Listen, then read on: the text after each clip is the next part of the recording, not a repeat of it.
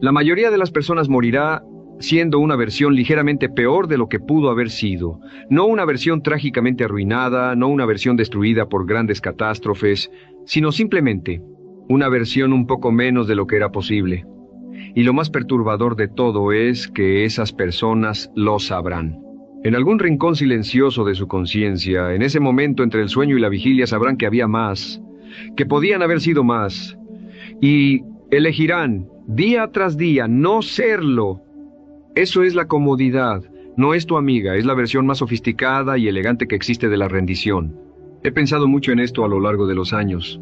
He observado a hombres y mujeres extraordinariamente dotados apagarse lentamente, no por falta de talento, sino por exceso de comodidad.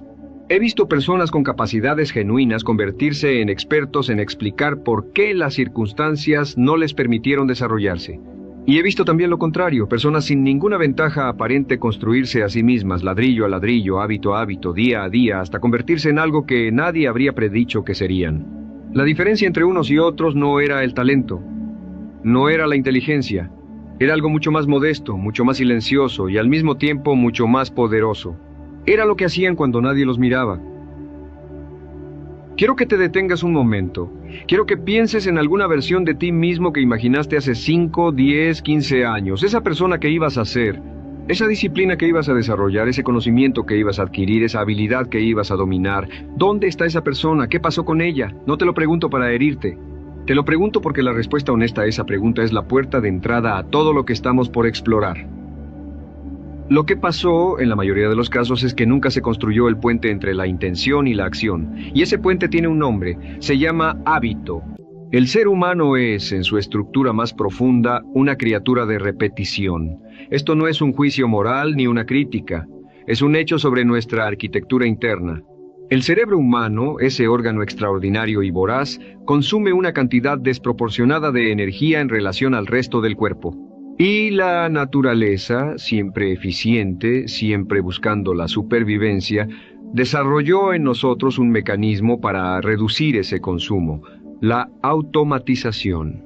Todo aquello que hacemos con suficiente frecuencia se vuelve automático, se graba en capas más profundas del sistema nervioso y deja de requerir el esfuerzo consciente que requería al principio.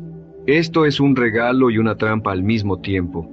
Es un regalo porque permite que el pianista experimentado toque sin pensar en cada dedo, que el artesano talentoso trabaje con fluidez y gracia, que el pensador disciplinado construya argumentos con una naturalidad que para otros parece mágica. Todas esas capacidades son hábitos consolidados disfrazados de talento. Y es una trampa porque funciona exactamente igual para los hábitos destructivos, para la pereza rutinaria, para la queja automática, para el cinismo que se instala como una respuesta predeterminada ante el desafío. El cerebro no distingue entre un hábito que te eleva y uno que te destruye, simplemente automatiza lo que se repite. Entonces, la pregunta fundamental no es si tienes o no tienes hábitos. La pregunta es cuáles son los tuyos y hacia dónde te llevan. Los filósofos estoicos de la antigüedad tenían una claridad brutal sobre esto. Marco Aurelio, un hombre que gobernaba el imperio más poderoso del mundo conocido, se levantaba cada mañana y se recordaba a sí mismo quién quería ser. No daba por sentado su carácter. No asumía que la virtud era algo que se tenía o no se tenía de manera permanente. Entendía que el carácter es algo que se practica, que se elige acción por acción hasta que esas elecciones dejan de ser elecciones conscientes y se convierten en la persona que eres. Sus diarios íntimos, que hoy conocemos como las meditaciones, no eran literatura para ser publicada. Eran un ejercicio diario de autoeducación, un hábito de reflexión que sostuvo durante décadas. Y ese hábito lo convirtió en uno de los hombres más sabios que jamás ocuparon una posición de poder. No porque fuera naturalmente virtuoso, sino porque trabajaba en ello cada día. Aristóteles lo formuló de una manera que todavía, después de más de 2000 años, no ha podido ser mejorada. Somos lo que hacemos repetidamente. La excelencia entonces no es un acto, sino un hábito. Esta frase se cita con frecuencia, pero raramente se digiere en toda su profundidad, porque lo que Aristóteles está diciendo no es solo que los hábitos importan. Está diciendo algo más radical, que no existe una separación real entre tus acciones habituales y tu identidad. Tú eres lo que haces con regularidad, no lo que piensas, no lo que deseas, no lo que planeas, lo que haces. Cada día, sin excepción.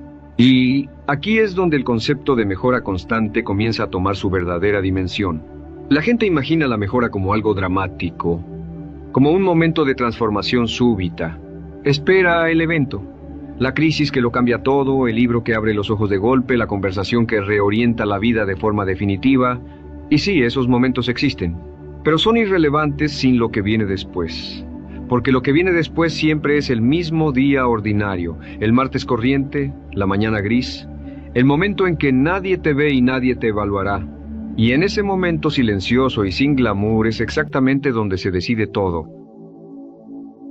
La mejora constante no vive en los momentos extraordinarios, vive en los momentos que no parecen importar.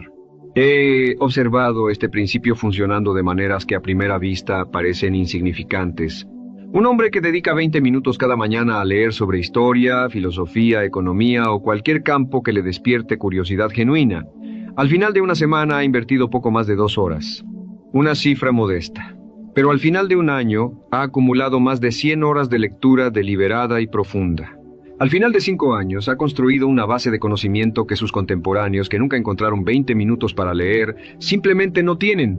No porque sea más inteligente, sino porque fue más constante. El matemático habla de interés compuesto como el fenómeno más poderoso del universo financiero. Pero hay algo más poderoso aún, el interés compuesto aplicado al desarrollo personal. Cada habilidad que adquieres hace que la siguiente habilidad sea más fácil de adquirir. Cada conexión que estableces en tu mente entre disciplinas distintas amplifica tu capacidad de comprender el mundo. Cada día que mantienes una práctica te hace un poco más resistente a la tentación de abandonarla al día siguiente. No de manera dramática, de manera casi imperceptible, pero esa acumulación silenciosa es la fuerza más formidable que existe para transformar un ser humano. El problema es que somos profundamente malos para percibir el largo plazo. Nuestra arquitectura emocional fue diseñada para responder a lo inmediato, a lo urgente, a lo que está directamente frente a nosotros.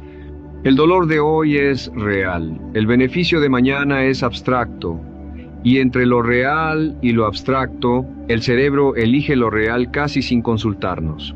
Esta es la razón por la cual las resoluciones grandiosas fallan con tanta consistencia. Porque están construidas sobre intención pura, sin considerar cómo funciona realmente la mente humana bajo presión, bajo cansancio, bajo el tirón de lo cómodo y lo familiar. Entonces, ¿cómo se construye un hábito que dure? ¿Cómo se crea esa arquitectura interna que te lleva hacia la versión de ti mismo que quieres ser, incluso cuando la motivación ha desaparecido, incluso cuando el entusiasmo inicial se ha evaporado como niebla matutina? La respuesta está en comprender que un hábito no se sostiene por fuerza de voluntad. La fuerza de voluntad es un recurso finito, se agota. Las personas que parecen tener una disciplina sobrehumana no son aquellas con mayor fuerza de voluntad, son aquellas que han diseñado su entorno y sus rutinas de tal manera que la fuerza de voluntad raramente es necesaria. Han convertido las decisiones difíciles en decisiones automáticas, han bajado tanto el umbral de fricción hacia el comportamiento que desean que seguirlo es más fácil que no seguirlo. Esto es lo que los psicólogos llaman diseño de entorno y es una de las herramientas más subestimadas en la construcción del carácter. ¿Cuántas veces te has prometido a ti mismo que cambiarías algo fundamental en tu vida con una convicción que sentiste completamente genuina en ese momento, solo para descubrir semanas después que todo había vuelto exactamente al mismo lugar? No porque seas débil, no porque carezcas de determinación, sino porque intentaste cambiar el comportamiento sin cambiar el sistema que produce ese comportamiento. Es como intentar drenar un pantano con un balde mientras la fuente sigue abierta. El cambio sostenido requiere cambio sistémico. Requiere rediseñar el ambiente, las rutinas, las asociaciones, los disparadores que desencadenan los comportamientos. Requiere que te hagas preguntas distintas. No solo qué quiero lograr, sino qué tipo de persona necesito ser para que ese logro sea el resultado natural de quien soy. Y luego trabajar desde ahí hacia adentro. Los japoneses tienen un concepto que se llama Kaizen. Traducido literalmente significa cambio bueno, pero en su aplicación práctica se refiere a la mejora continua a través de pequeños pasos incrementales. Lo notable de este principio, que fue aplicado con extraordinario éxito en los procesos de manufactura y reconstrucción japonesa después de la Segunda Guerra Mundial, es que su poder no radica en la magnitud de cada mejora individual, sino en la acumulación imparable de muchas mejoras pequeñas a lo largo del tiempo. Una mejora del 1% cada día no parece nada, Pero al final de un año, esa acumulación produce resultados que parecen desproporcionados respecto al esfuerzo diario invertido. Este principio desafía la narrativa moderna del gran salto, de la transformación overnight, del éxito repentino que en realidad nunca es repentino, sino el producto visible de años de trabajo invisible. Porque lo que el mundo ve es el momento del reconocimiento. Lo que no ve son los miles de días silenciosos que lo hicieron posible. Pero hay algo más que quiero explorar contigo, algo que rara vez se menciona en las conversaciones sobre hábitos y mejora personal, y es el papel que juega la identidad en todo esto. Benjamin Franklin, uno de los hombres más multifacéticos y disciplinados que produjo la historia americana, mantuvo durante gran parte de su vida adulta un sistema de seguimiento de 13 virtudes que quería cultivar. No era un sistema casual, era un registro deliberado, diario, de su comportamiento en relación a esos principios. Lo que Franklin entendió instintivamente y que la psicología moderna ha confirmado de múltiples maneras, es que aquello a lo que prestamos atención consciente tiende a crecer. Aquello que ignoramos tiende a deteriorarse. La atención es el agua con la que regamos nuestra vida interior. Y esto nos lleva a algo fundamental. La diferencia entre las personas que se mejoran a sí mismas de manera sostenida y las que no tiene mucho menos que ver con sus circunstancias externas y mucho más que ver con la historia que se cuentan sobre sí mismas. La identidad que han adoptado, el tipo de persona que consideran que son. Cuando alguien dice intento hacer ejercicio, está usando un lenguaje de alguien que tiene una relación externa y tentativa con esa práctica. Cuando alguien dice, soy una persona que se mueve cada día, está usando el lenguaje de la identidad. Y la identidad es mucho más poderosa que la intención, porque las personas hacen lo que corresponde con quien creen que son. Hacemos sacrificios extraordinarios para ser coherentes con nuestra imagen de nosotros mismos, incluso cuando esa imagen nos daña. Y de la misma manera, cuando construimos una identidad alineada con quien queremos ser, esa identidad actúa como un imán constante que nos jala de regreso cada vez que nos desviamos. Por eso, antes de preguntarte qué hábitos quieres construir, la pregunta más poderosa es, ¿quién quieres ser? No en términos de logros externos, sino en términos de carácter. ¿Qué tipo de persona querés convertirte? ¿Qué valores querés que sean visibles en cada una de tus acciones? No porque los proclamas, sino porque simplemente así es como vives. Cada pequeña acción que tomas es un voto hacia una identidad. Cuando te levantas a la hora que te propusiste, estás votando por la persona que honra sus compromisos consigo misma. Cuando lees cuando preferirías no hacerlo, estás votando por la persona que valora el conocimiento. Cuando eliges la incomodidad del esfuerzo sobre la comodidad de la inercia, estás votando por la persona que cree que puede crecer. Un solo voto no gana una elección. Pero los votos se acumulan, y con el tiempo, la suma de esos votos define quién eres de manera mucho más precisa que cualquier declaración de intenciones. Ahora, quiero ser honesto sobre algo que pocas personas que hablan de mejora personal se atreven a mencionar. Hay días en que todo esto se siente vacío. Hay mañanas en que el esfuerzo parece no valer nada, en que la distancia entre donde estás y donde quieres estar se siente tan grande que el movimiento parece irrelevante. Esos días existen, son reales. Y la respuesta que hagas en esos días específicos es, curiosamente, la más importante de todas. Porque la consistencia no es el promedio de tus mejores días, es lo que haces en tus peores días. El corredor experimentado no es aquel que corre fácil cuando el clima es perfecto y el cuerpo está descansado. Es aquel que corre cuando llueve, cuando está cansado, cuando preferiría con toda su alma no hacerlo. No porque sea masoquista, sino porque entiende que en esos momentos de resistencia interna es exactamente donde se forja la solidez del hábito, donde se demuestra a sí mismo, repetidamente, que las circunstancias no determinan su comportamiento, que su comportamiento está anclado a algo más profundo que el estado de ánimo del momento. Los griegos tenían una palabra para esto, enkrateia, el dominio de uno mismo. No en el sentido de represión o negación, sino en el sentido de que el timón de tu vida está en tus manos y no a merced de cada viento que sopla. Es la base sobre la que se construye todo lo demás, porque sin enkrateia todas las grandes intenciones permanecen en el reino de lo abstracto. Y sin traducirse en acción repetida y sostenida, las intenciones no son más que sueños despiertos, y los sueños despiertos, por hermosos que sean, no transforman una vida. Hay otro elemento que rara vez aparece en estas conversaciones y que considero esencial: la paciencia radical, no la paciencia pasiva de quien espera que las cosas cambien solas. sino la paciencia activa de quien continúa trabajando sin esperar resultados inmediatos, con la certeza profunda, casi filosófica, de que el proceso es válido aunque los frutos no sean aún visibles. Esta forma de paciencia es profundamente antinatural en nuestra época. Vivimos rodeados de la promesa de lo inmediato, y cuando los resultados no aparecen en el tiempo que nuestra impaciencia considera razonable, concluimos que el esfuerzo no funciona. Abandonamos.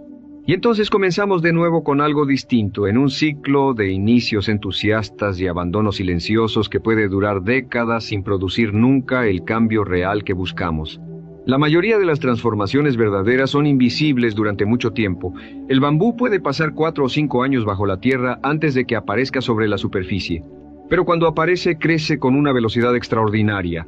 Todo ese tiempo de invisibilidad no era tiempo perdido. Era el tiempo en que se construía el sistema de raíces que haría posible el crecimiento posterior. El desarrollo humano funciona de manera similar. Hay periodos en que no parece estar ocurriendo nada, pero algo siempre está ocurriendo si el trabajo está siendo hecho. Las conexiones se están formando, las capacidades se están consolidando, el carácter se está sedimentando. Piensa en alguien que admiras profundamente, alguien que, desde tu perspectiva, parece tener una maestría que te inspira.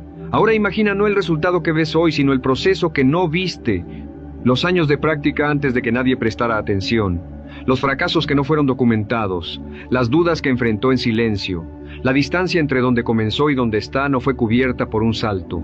Fue cubierta por una caminata larga, constante, a veces dolorosa, con muchos momentos en que quizás nadie, incluyendo esa persona misma, habría apostado por el resultado final. Y, sin embargo, llegó, porque siguió caminando. Entonces déjame dejarte con esto, no con un resumen de principios, no con una lista de cosas que hacer, sino con una imagen. Imagina 2 versiones de ti mismo. La primera es la versión que ya conoces, la que reacciona a las circunstancias, que se mueve cuando la motivación está presente y se detiene cuando no lo está, que tiene grandes intenciones y planes que se fragmentan ante la primera ola de resistencia. La segunda es la versión que aún no has conocido del todo, pero que intuyes que existe, la que actúa desde el carácter y no desde el estado de ánimo que ha construido, ladrillo a ladrillo, los hábitos que la definen, que no depende de condiciones externas perfectas para avanzar porque su motor es interno y está construido para durar. Entre estas 2 versiones no hay una diferencia de talento, no hay una diferencia de circunstancias, hay una diferencia de elección, una elección que no se hace una sola vez en un gran momento de determinación. Se hace todos los días, en los momentos pequeños, en los momentos que no parecen importar. En la suma de todas esas decisiones silenciosas que nadie ve pero que tú sientes en tu interior como la construcción gradual de algo sólido, algo real, algo que nadie puede quitarte porque no está afuera.